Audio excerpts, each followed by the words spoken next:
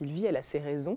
On ne va pas se le cacher, elle ne me porte pas, me porte pas dans son cœur. Mais vous pensez qu'elle n'était pas d'accord avec votre nomination après? Non, elle ne l'était pas. Elle l'a toujours dit, ce n'était pas son choix. Elle a été élue Miss France en 2005 et près de 20 ans plus tard, elle a succédé à Sylvie Tellier à la tête du comité Miss France. 3 ans plus tard, Cindy Fabre vient de quitter ses fonctions. Pour En privé avec, elle explique les raisons de ce départ, se confie sur ses relations avec Sylvie Tellier et Diane Lair et évoque sa vie personnelle. Bonjour Cindy Fabre et merci d'être avec nous pour ce nouveau numéro de En privé. D'autant plus que vous êtes malade comme vous l'avez confié oui, sur vos réseaux sociaux. Oui, j'aurais pas ma voix normale. Mais bon. Donc ma première question sera, comment allez-vous ? Ça va mieux, mais c'est vrai que là, j'ai connu mieux. Venons-en à votre actualité. Il y a à peu près 2 semaines, vous avez annoncé quitter vos fonctions au sein du comité Miss France. Pareil, comment allez-vous depuis ? Ça va, c'est un début d'année plus calme, mais tout aussi passionnant. Et puis j'observe l'évolution d'Angélique avec un peu plus de recul, mais tout en l'encourageant au quotidien. Pouvez-vous nous expliquer ce départ après 3 années de service ? C'est la fin d'un contrat, tout simplement. On a fait un point sur aussi l'évolution de ce poste qui était à part, qui était une nouvelle, un nouveau poste. Et il est venu tout simplement le temps de se dire que on est le 31 décembre, il n'y aura pas forcément d'année 2025. Mais auriez-vous aimé, vous, ce renouvellement de contrat ? Bien sûr, je me suis pas engagée pour que ça soit à court terme. L'idée, c'est de préserver les valeurs et, comme je l'ai promis à Geneviève de Fontenay, d'être gardienne du temple. Donc c'est toujours à regret en fait de d'écourter cette fonction. Mais les Français aiment Miss France et je leur fais en tout cas tout à fait confiance pour qu'ils puissent continuer à soutenir ce concours pendant de nombreuses années. Des rumeurs ont avancé que vous n'étiez pas à l'origine de cette décision. Est-ce que cela a pu vous blesser ? Est-ce que vous êtes étonné de ce que vous avez pu lire ? Bien sûr, moi je n'ai pas été forcément blessée. C'est sûr qu'on vit toujours une injustice quand on déforme et qu'on invente des histoires, notamment une altercation avec Alexia Laroche-Joubert ou Frédéric Gilbert qui a tenté de me garder. Non, en fait, c'est pas la réalité des faits. Et effectivement, ça a touché ma maman, ça a touché mon entourage parce qu'ils ont vécu ça comme une injustice. Bien sûr que moi, ça me touche, mais je prends du recul sur ça. Et puis on le sait, c'est les médias. Mais oui, quand ça touche à vos proches, c'est plus difficile. Donc il faut les rassurer. Et eux ont certes envie de crier haut et fort la vérité. Et moi, j'ai juste envie aussi de rétablir la vérité. Ou non, Alexia Laroche-Joubert a commenté mon poste. Donc je n'ai eu absolument aucune altercation avec Alexia. Et puis encore une fois, c'est une décision qui date de fin d'année.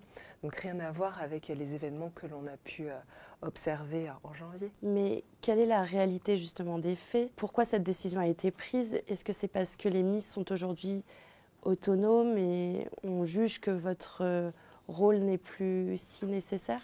Non, parce que ce n'était pas qu'un rôle d'accompagner la Miss France. Alors oui, bien sûr, elle peut se déplacer, non pas seule parce qu'il y a une équipe autour d'elle. Il est important d'avoir un soutien d'une ancienne Miss France, c'est primordial. Mais j'avais la légitimité également d'accompagner les délégations, justement, dans l'évolution de ce concours. En fait, c'est un fait où on se dit, est-ce qu'on a besoin vraiment d'un titre pour faire cela? Ça ne m'empêche pas, en tout cas, je suis Miss France 2005, j'ai de l'expérience et quand j'observe et quand j'ai envie de transmettre des petits tips et d'encourager soit les Miss ou les délégués, je décroche mon téléphone. Votre départ survient alors que vous accompagnez justement Angélique Angarny-Philopon, notre Miss France 2025. Avez-vous pu échanger avec elle avant que ce ne soit rendu officiel ? Oui, j'ai échangé avec elle parce que j'avais pas envie qu'elle l'apprenne d'une autre voix. Et puis c'est surtout que j'avais envie de la rassurer, de lui dire je suis là. Même si physiquement, effectivement, je n'ai plus de mission qui vont m'amener à être à ses côtés physiquement. Mais en tout cas, moralement, je suis là. Mais comment a-t-elle réagi ? Elle n'y croyait pas, elle ne comprenait pas, ce qui est normal, parce qu'effectivement, la réalité d'un contrat, ce n'est pas les dates ne coïncident pas forcément avec un règne. Donc oui, c'est sûr que c'est étonnant, et puis c'est un peu avancé dans l'inconnu. Cherche-t-on désormais à vous remplacer ? Est-ce que vous savez ce qui se discute en interne ? Non, je ne sais pas. Je ne sais pas, et encore une fois, si on cherche à me remplacer par les mêmes fonctions, automatiquement on aboutirait au même résultat et le même constat. Sur la fin, vous avez donc accompagné Angélique Angarny-Philopon. Son début de reine a été très compliqué avec beaucoup de critiques violentes à son égard. Comment vous l'avez accompagnée justement dans ce début? Oui, quand j'ai vu toute cette vague de haine et de violence qui est arrivée, automatiquement, je lui ai envoyé un message. Mais pas qu'un, on s'est eu aussi en visio. J'avais besoin de comprendre, d'entendre son état d'esprit, parce qu'en fait, il y a ce que l'on voit à travers les images. Et puis, tout simplement, il y a ce qu'on ne voit pas en off une fois que la lumière s'éteint et qu'elle rentre chez elle, et ça l'a profondément affectée. Elle était sur son petit nuage, Angélique, et elle n'a aucune expérience dans les médias. Et c'est dur quand, en l'espace même pas d'un mois, tout d'un coup, on vous fait redescendre de votre conte de fées. Tous les jours, en fait, de lui dire, écoute, tu sais quoi, à un moment donné, demain, il y aura une autre actualité. Preuve en est. C'est dur qu'en se disant, oui, Miss France est censée être 65 jours de belles journées à vivre, qu'on doit Ça subir peut faire ce genre de regretter critiques. d'avoir participé au concours et même d'avoir été élue? Non, je ne pense pas que ça se fasse regretter, mais automatiquement, vous vous posez des questions sur la bienveillance des gens. Vous-même, vous avez été élue, donc on le disait en 2005, Miss France. J'imagine, même à l'époque, vous avez eu votre lot de critiques, mais on est à une époque complètement différente aujourd'hui avec tous les réseaux sociaux, ça va très vite. Comment vous l'auriez vécu aujourd'hui à la place d'Angélique ? Cette nouvelle société Cette nouvelle société, je l'aurais sans doute mal vécue.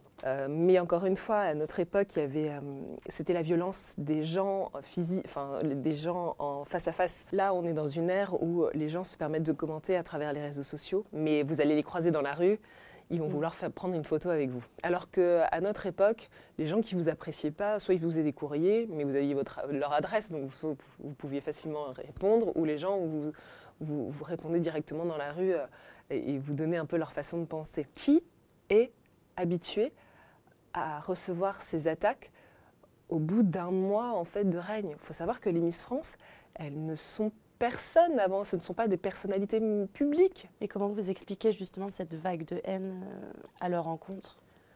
Cette vague de haine parce qu'on pense que Miss France doit tout savoir, doit pouvoir répondre sur tout. Et en fait, la réponse, c'est Miss France n'a pas réponse à tout, mais par contre, Miss France ne divise pas, elle rassemble. Durant votre mandat, en tout cas, le concours a beaucoup évolué. La limite d'âge a été décalée, il est désormais possible d'être marié, même d'avoir des enfants, d'avoir des tatouages. Pourquoi était-ce important pour vous de porter tous ces changements au sein du concours?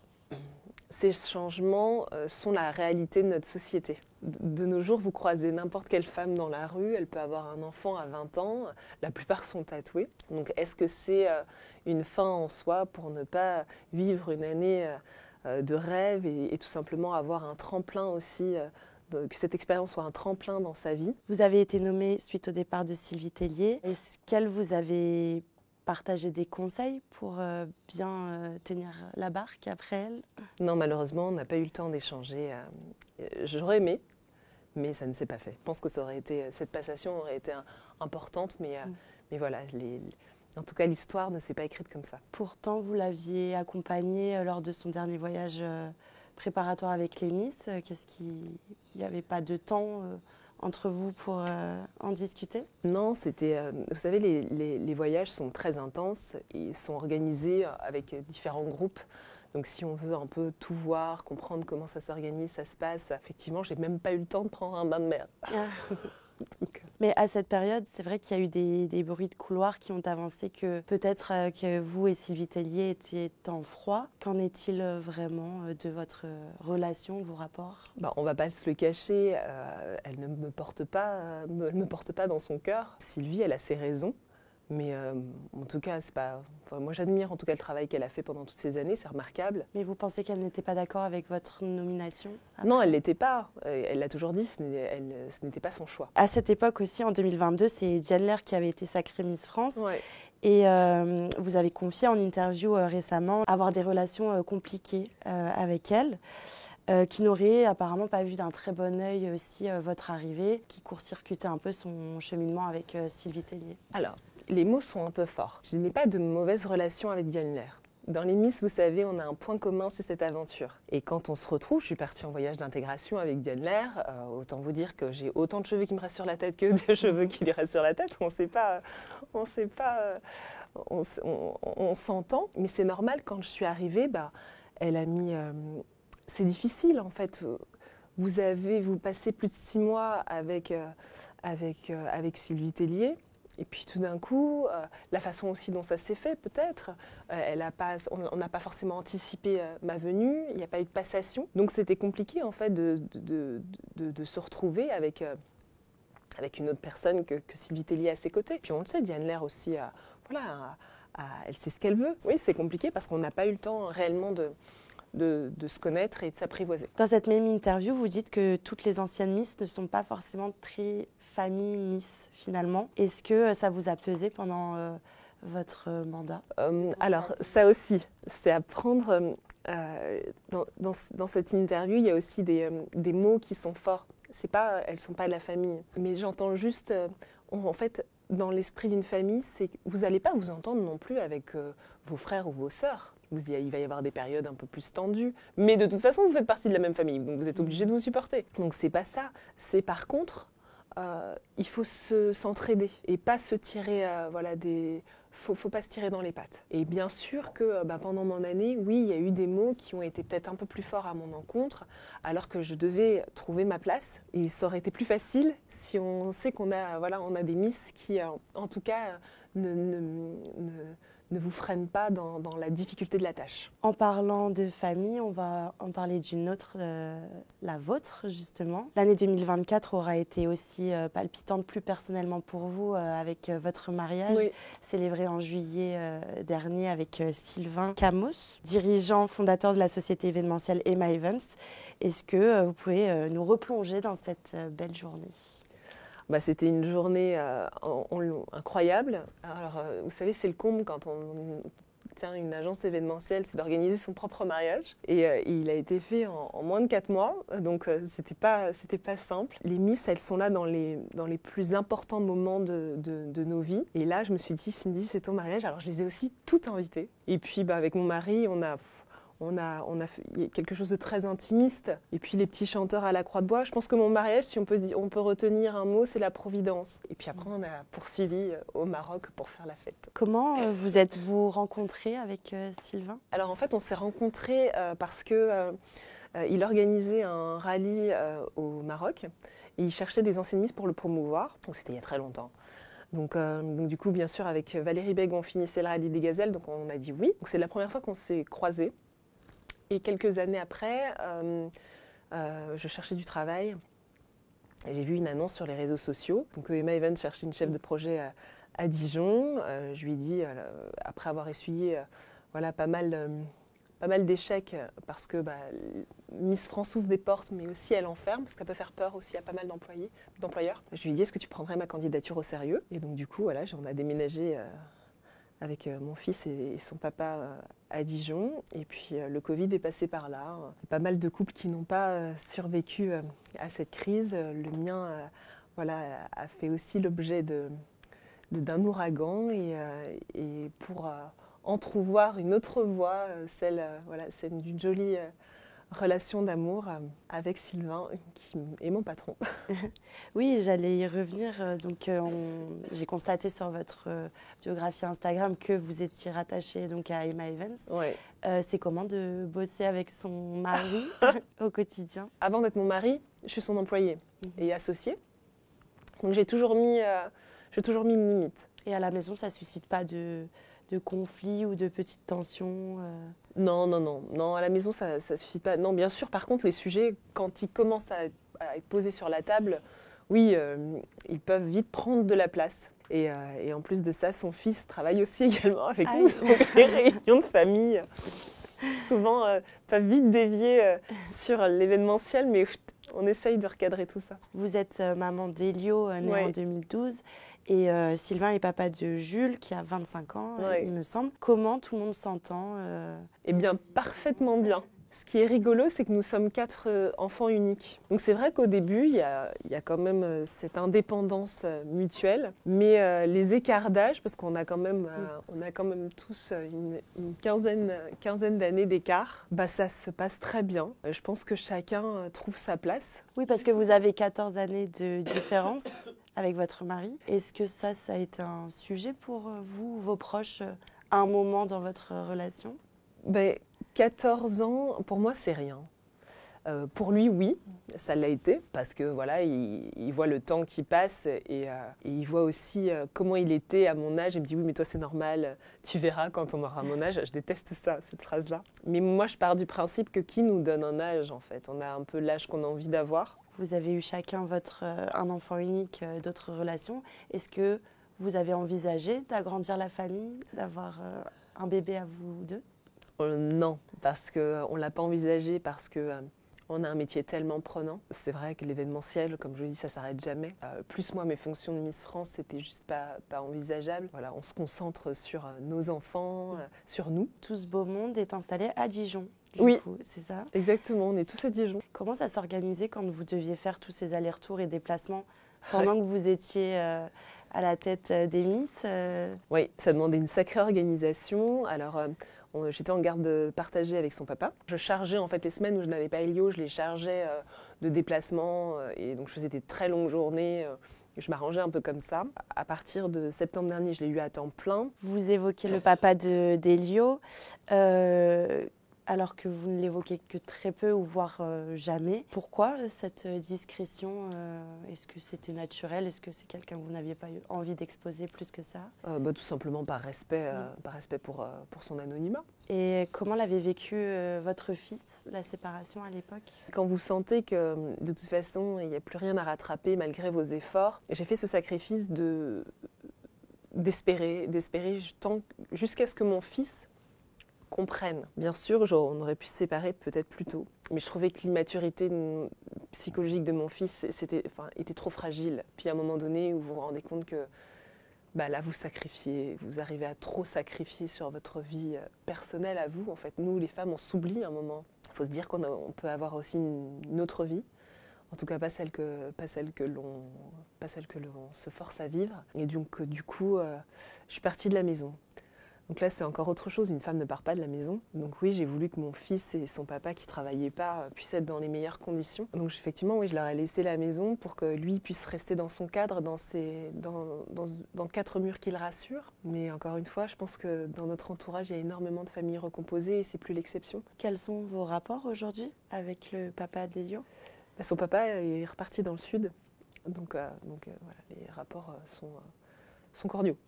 Cindy, vous avez 39 ans et ça fait Absolument 20 ans que vous avez été sacrée Miss France et vous avez toujours l'air d'une jeune Miss. C'est gentil. Secret. Qu'est-ce que je fais au quotidien ? Je croque la vie à pleines dents, je pense. Je me fais plaisir. Si j'ai envie de manger, je mange. Si j'ai envie d'aller faire du sport, je fais du sport. Votre jeunesse, c'est le fond de votre âme. Et à partir du moment où si vous soignez le fond de votre âme, ça va je pense et j'espère que ça se verra. C'est pas un secret, il y a beaucoup de stars et de personnalités qui ont recours à quelques petites retouches pour gommer des complexes physiques. Est-ce que c'est quelque chose qui est votre cas aussi ou que vous pourriez envisager avec le temps qui passe ou... J'ai trop peur. Alors on m'en parle, hein. Cindy, t'as pas fait du botox, de l'acide hyaluronique, mais en fait... On vous demande si vous avez fait ça ? Oui. Mais comme à un moment donné, certains coiffeurs me tiraient les cheveux pour savoir si j'avais pas des extensions. Mais par contre, oui, bien sûr, je comprends qu'il y ait des femmes qui en ont besoin. On n'a pas toute la même génétique. D'ailleurs, la chirurgie ou la médecine un peu esthétique, est-ce que vous voyez le concours Miss France s'ouvrir un peu à ça dans le futur ou c'est quelque chose qui va être beaucoup plus compliqué à changer ? Personnellement, je suis contre. Si on ouvre en fait ce champ-là, ça voudrait dire qu'en fait on ouvre aussi, on autorise à dire écoutez, si une femme de 18 ans qui pense que son nez, en fait la mode c'est qu'il soit un peu plus fin, etc. Si Miss France autorise en fait la chirurgie esthétique, on permet aussi à des femmes qui n'ont pas forcément eu le temps de mûrir leur projet et leur mal-être de partir là-dedans. C'est aussi pour la santé de nos filles. Nos filles et nos femmes. Mais avec la limite d'âge qui a été décalée et qui a évolué, Ouais. est-ce qu'on ne pourrait pas comprendre qu'une jeune femme d'une trentaine d'années veuille se faire des petites retouches sur le C'est pas visage? Miss France. Encore une fois, Miss France, elle n'a pas besoin d'artifice pour exister. Et c'est pas qu'un concours de beauté. Alors Miss, animatrice, chef de projet dans l'événementiel, directrice des Miss, votre CV est déjà bien fourni. Quels sont désormais vos projets? J'aimerais encore plus m'engager dans le caritatif. Je pense que notre écharpe, on ne la met pas encore assez à contribution de cause. Pour moi, c'est les enfants. Les enfants, c'est les adultes de demain. Pourquoi pas continuer dans l'audiovisuel aussi? J'ai pris un certain plaisir à être aux côtés de Jean-Pierre. Donc, je ne me ferme pas les portes. Puis, vous savez, si j'ai un CV rempli comme ça, c'est parce que aussi j'aime les opportunités. Si des opportunités qui se présentent à moi me font plaisir et nourrissent mon âme, je les saisirai avec grand plaisir. Merci Cindy d'avoir Merci à répondu vous. à nos questions Merci. en privé.